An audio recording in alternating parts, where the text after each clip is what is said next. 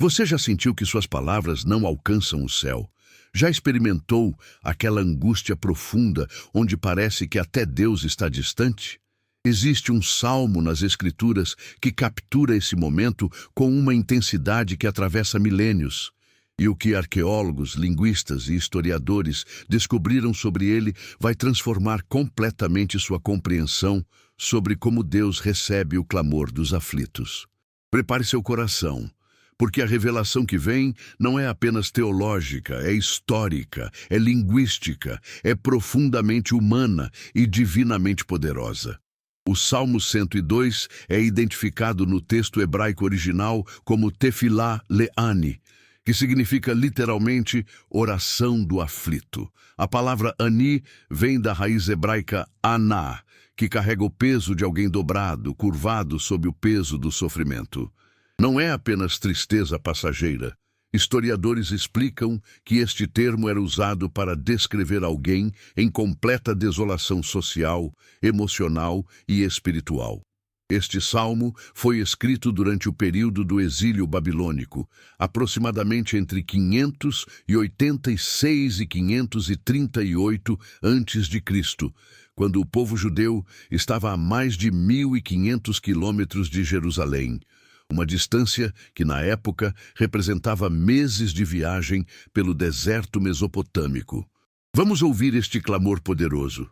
Senhor, ouve a minha oração e chegue a ti o meu clamor.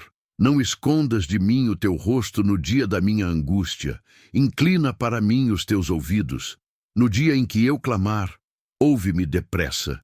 Porque os meus dias se consomem como fumaça, e os meus ossos ardem como brasas. O meu coração está ferido e seco como a erva, pelo que me esqueço de comer o meu pão. Por causa da voz do meu gemido, os meus ossos se apegam à minha pele. Sou semelhante ao pelicano no deserto, sou como um mocho das solidões. Vigio e sou como o pássaro solitário no telhado. Os meus inimigos me afrontam todo o dia. Os que estão furiosos contra mim têm contra mim conspirado, pois tenho comido cinza como pão e misturado com lágrimas a minha bebida, por causa da tua ira e da tua indignação, pois tu me levantaste e me arremessaste.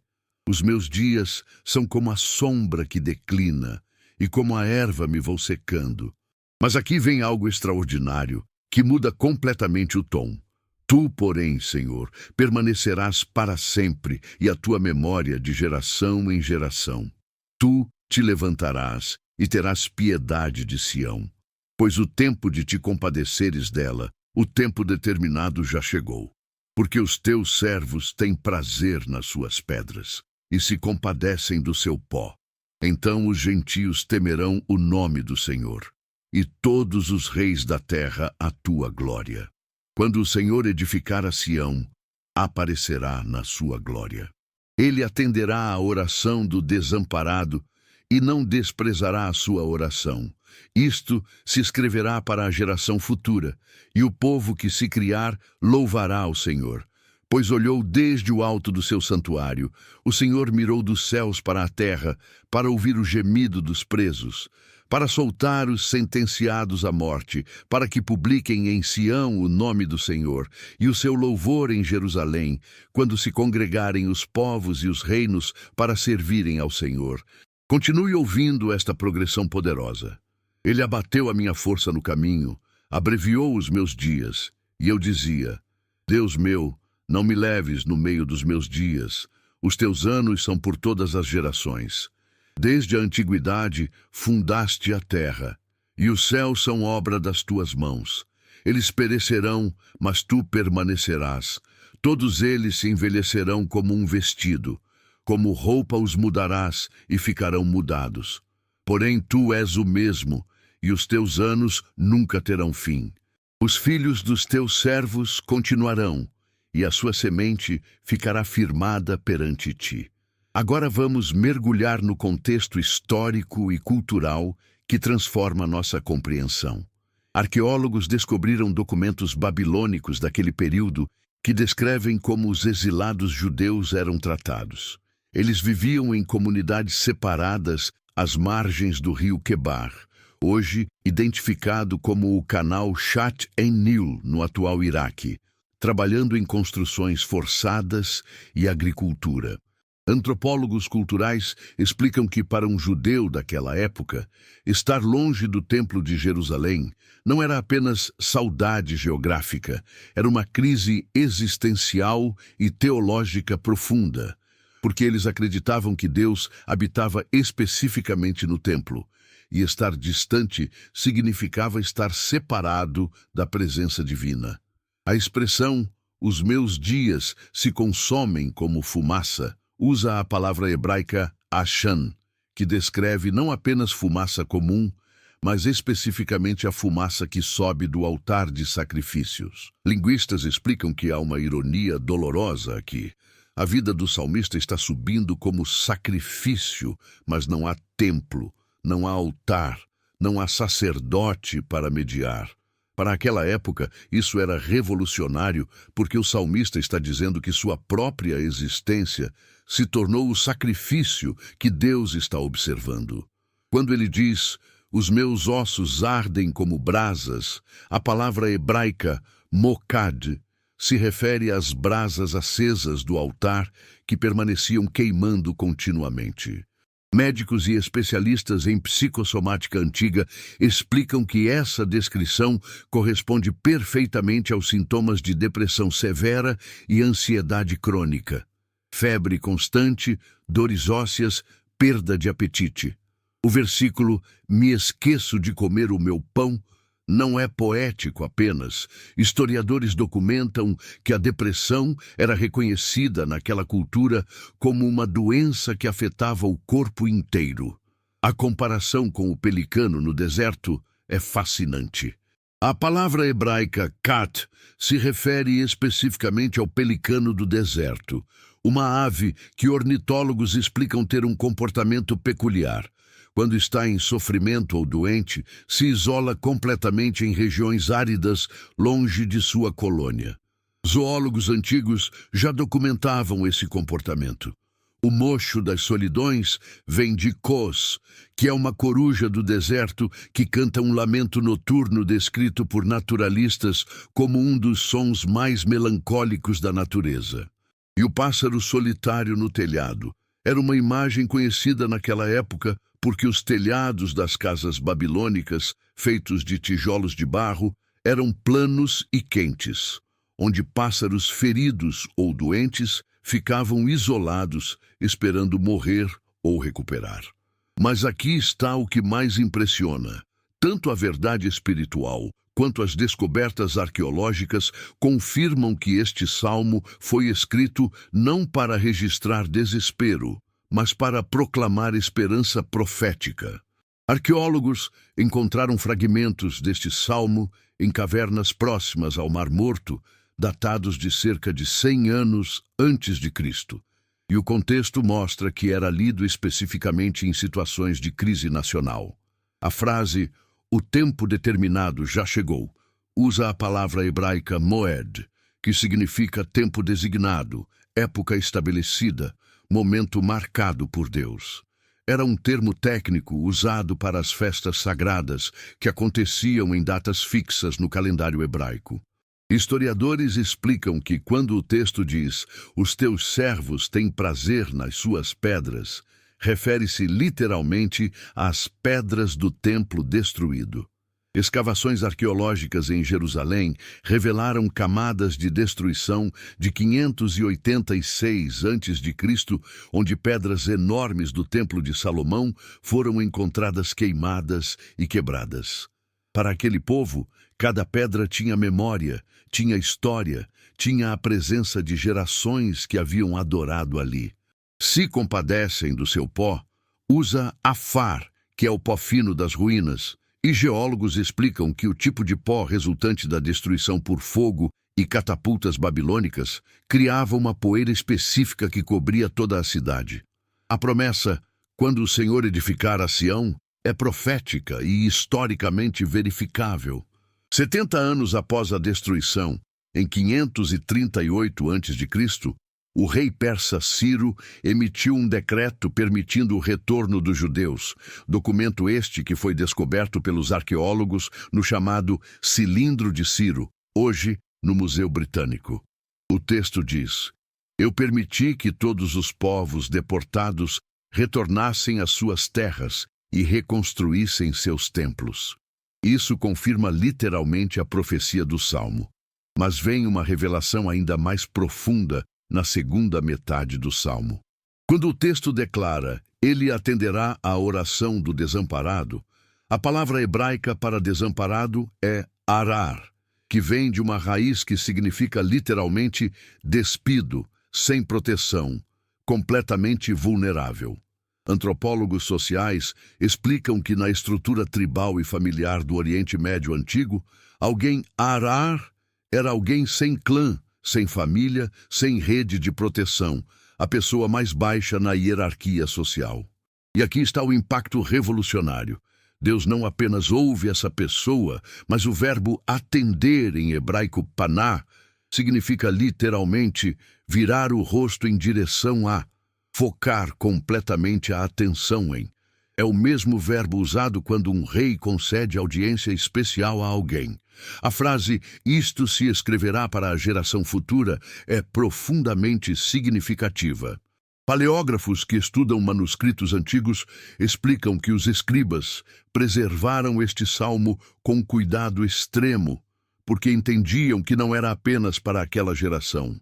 De fato, descobertas em Qumran mostram que este salmo era um dos mais copiados e estudados, encontrado em mais fragmentos que muitos outros salmos, indicando sua importância litúrgica e profética. Agora chegamos à declaração teológica mais profunda do salmo. Desde a antiguidade fundaste a terra, e os céus são obra das tuas mãos. Eles perecerão, mas tu permanecerás. A palavra fundaste vem de iazad, que em linguística de construção antiga significa estabelecer fundações, algo que engenheiros da Mesopotâmia faziam com pedras fundamentais que sustentavam estruturas por milênios. Arqueólogos descobriram que os babilônios eram mestres em fundações, usando técnicas que faziam edifícios durarem séculos. Mas o salmista está dizendo que até essas fundações mais permanentes, até os próprios céus, são temporários comparados a Deus. A comparação como um vestido é culturalmente rica. Historiadores de têxteis antigos explicam que as roupas naquela época eram artigos caros, mantidos por gerações, remendados múltiplas vezes, mas eventualmente se desgastavam completamente. A palavra hebraica shalaf, traduzida como mudar, significa trocar, substituir, como se troca uma roupa velha por nova. O universo inteiro, com toda a sua grandiosidade, será trocado como uma peça de roupa gasta, mas Deus é o mesmo. A expressão hu, em hebraico, é um pronome de ênfase absoluta. Teu, especificamente teu, continua sendo.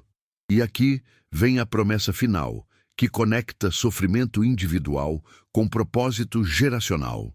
Os filhos dos teus servos continuarão. A palavra continuarão é shakan, que significa habitar, residir permanentemente, estabelecer-se. É a mesma raiz de Shekinah, a glória habitante de Deus. Há uma promessa dupla aqui. Não apenas os descendentes físicos sobreviverão, mas eles habitarão, residirão, estarão estabelecidos na presença de Deus. Não mais exilados, não mais errantes, mas permanentes. Para aquela sociedade em crise existencial, este salmo era a ponte entre desespero presente e esperança futura. Sociólogos que estudam traumas coletivos explicam que comunidades em exílio desenvolvem literatura de resistência, textos que mantêm identidade e esperança vivas. Este salmo é exatamente isso, validação do sofrimento presente combinada com certeza profética do futuro. Agora vamos à aplicação prática para a nossa vida hoje. Você está vivendo seu exílio pessoal, aquele momento onde tudo que era familiar, tudo que trazia segurança espiritual parece destruído. A verdade poderosa deste salmo é que Deus não apenas permite o lamento honesto, Ele o preserva como escritura sagrada. Sua dor tem dignidade suficiente para ser ouvida pelo Eterno. A palavra hebraica para oração aqui é tefilá, que vem de palau, significando interceder, mediar, mas também julgar-se a si mesmo. Oração genuína inclui essa honestidade brutal sobre nossa condição. Mas observe a progressão do salmo. Começa com eu e termina com os filhos dos teus servos. Seu sofrimento atual não é o fim da história. Psicólogos modernos chamam isso de legado de resiliência. Historiadores chamam de memória coletiva transformadora, mas as Escrituras chamam de fidelidade de Deus através das gerações. O que você está atravessando hoje está escrevendo uma história de fé que seus filhos, seus discípulos, sua geração futura lerá como testemunho da permanência de Deus. Esta revelação histórica, linguística e espiritual converge em uma verdade transformadora. O Deus que ouviu o clamor dos exilados há 2.500 anos é o mesmo que inclina seus ouvidos para você hoje.